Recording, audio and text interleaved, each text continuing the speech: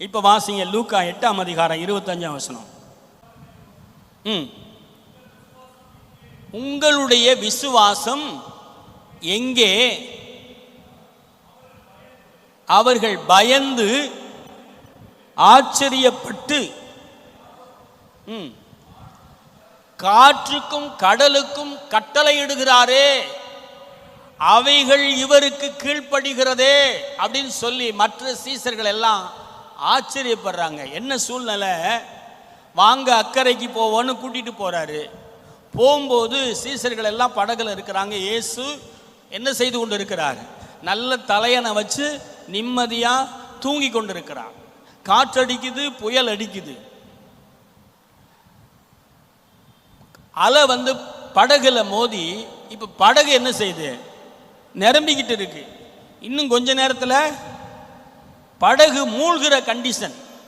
ஆனா இயேசு என்ன செய்யறாரு? தூங்குறாரு. இவங்களுக்கு பயம் வந்துருச்சு. போய் எழுப்புறாங்க. ஐயரே, நாங்கள் மடிந்து போகிறோம், உமக்கு. எதுக்கு அப்படி சொல்றாங்க?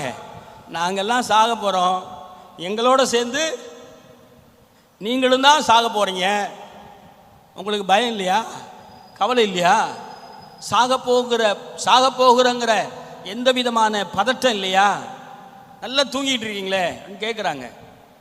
ஆண்டவர் எந்திரிச்ச உடனே காற்றையும் கடலையும் அதட்டி அமைதிப்படுத்திட்டு அவங்கள பார்த்து கேட்குறாரு, ஏன் பயப்பட்டீர்கள்? உங்கள் விசுவாசம் எங்கே? மார்க் எழுதின சுவிசேஷ புத்தகம் 4ஆம் அதிகாரம் 40ஆம் வசனம்.